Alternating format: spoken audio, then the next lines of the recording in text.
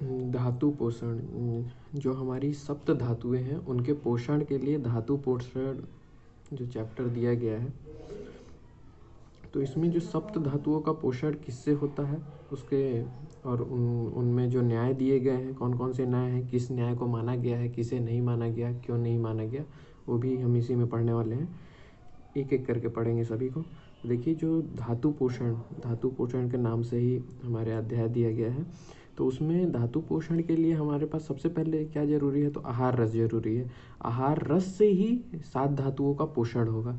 तो जो आहार रस है, अब उसका क्या मीनिंग होता है, तो आहार रस का मतलब होता है कि पंच भौतिक षड रस या फिर चतुर्विद एवं जो 20 गुणों से युक्त जो आहार होता है हमारा, उस पर जब एक क्रिया होती है, किसकी क्रिया होगी, तो जठराग्नि की क्रिया होगी, जिससे हमारा जो सार अंश निकलेगा, उससे भी हमारे 2 अंश निकलते हैं, सार और किट।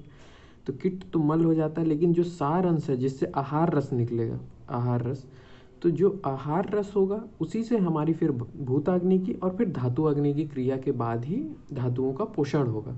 तो हमें जो चैप्टर जो हम ये अध्याय पढ़ेंगे, इसमें हमें धातु अग्नि के बारे में ही या धातुओं का कैसे पोषण होता है उसके बारे में बताया गया है। तो यहाँ पे जैसे कि धातुओं का जो पोषण होता है, तो एक हम ऐसा पढ़ते हैं जैसे चरक, वाग्भट और सुश्रुत तीनों ने ही माना है कि कैसा जो आहार रस होता है उससे रस की उत्पत्ति होती है, रस से रक्त की, रक्त से मांस की, उत्तर धातुओं की उत्पत्ति होते जाती है, मांस से मेद की, मेद से अस्थि की, अस्थि से मज्जा की, मज्जा से शुक्र की।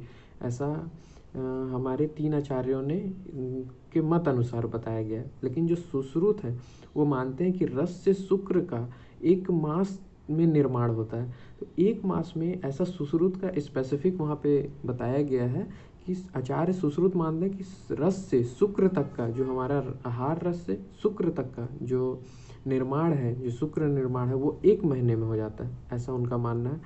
और लेकिन धातु निर्माण विधि दृश्य तो होती नहीं है, इस वजह से विद्वानों में मतांतर है, तो इसलिए इसे हम पूरी तरीके से नहीं मानते। फिर उसके बाद जो हम धातु पोषण न्याय पढ़ते हैं, धातु पोषण न्याय में भी तो देखिए, इसमें जब भी आहार के पाचन उपरांत उत्पन्न हुए आहार रस से धातुओं का पोषण क्रम विशेष से होता है। मतलब किसी भी जितनी भी धातुएं होती हैं उनका क्रम विशेष से ही पोषण होता है। किसी भी धातु को डायरेक्टली भोजन या जो उनका रस है वो डायरेक्ट नहीं मिल जाता। सबसे पहले आहार आता है, आहार पचता है, उसके बाद आहार रस बनता है, आहार रस से रस से रक्त और फिर रक्त से मांस, मांस से मेद, अस्थि, मज्जा, शुक्र ऐसे बनते हैं। तो उसी चीज़ को यहाँ पे लिखा गया है। फिर जो ये होते हैं, ये 3 प्रकार से हमें पढ़ने को मिलते हैं कि हम कैसे क्रम परिणाम से कैसे पढ़ेंगे।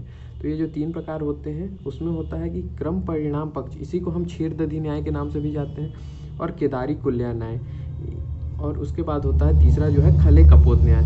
तो इसमें जो सबसे मेन जो माना जाता है वो माना जाता है केदारी कुल्या न्याय को। क्यों? क्योंकि इसमें आचार्यों का मत है। सभी आचार्यों ने, अगर बोला जाए कि किसे माना है सभी आचार्यों ने, तो केदारी कुल्या न्याय को माना है।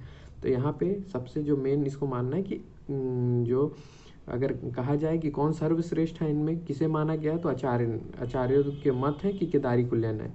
ठीक है।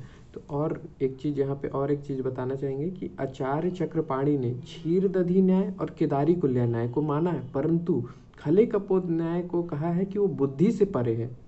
तो ऐसा उनका स्पेसिफिक जो हमारे चरक के टीकाकार हैं, कौन है, चक्रपाणी, उन्होंने बताया है कि जो उन्होंने 2 को तो माना है, क्षीरदधि न्याय और केदारी कुल्या, लेकिन खले कपोत न्याय को बुद्धि से परे कहा है उन्होंने। तो ये एक स्पेसिफिक चीज़ है। तो हम जो आगे की वीडियोस होंगी उसमें एक एक करके हर न्याय को पढ़ेंगे।